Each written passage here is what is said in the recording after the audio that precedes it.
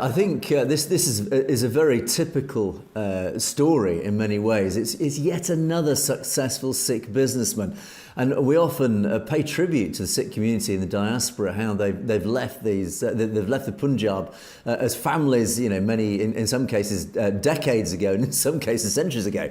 But there is a common theme that so many of them have made such a huge success of their lives. They've created these incredible life stories where they've literally started from nothing in these far-flung lands, whether it's Canada, whether it's Australia, whether it's Singapore or the US or here in the UK. Is so many people from the diaspora landed on these foreign shores and built a life, and many of them have built these hugely successful lives, which is really testament to the entrepreneurial spirit. And of course that central philosophy of Sikhi is to make an honest living, and that just a simple philosophy of doing that has propelled so many Sikhs like this gentleman into these positions of great success in life. And so he can certainly look back on his life and say, yeah, I've done my bit. So, but it also highlights the fact, this is another element to this story, and that is when these gentlemen get to these, I would say, positions of success, of course, with that comes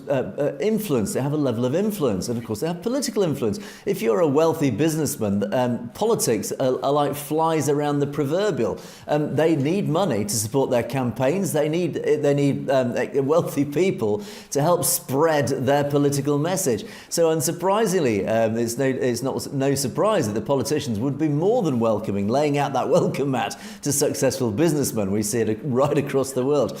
And this, again, is a message to the Sikh community. If you want to get the Sikh message out there into the world of politics, and therefore to influence domestic policy, political policy in your favour, this is where the businessmen, the wealthy businessmen, the successful businessmen in the community have a responsibility to use their position of influence with the politicians to push the Sikh agenda. And of course, we are seeing this, we see it right across the world. We certainly see it in the US, we're certainly seeing it in Canada.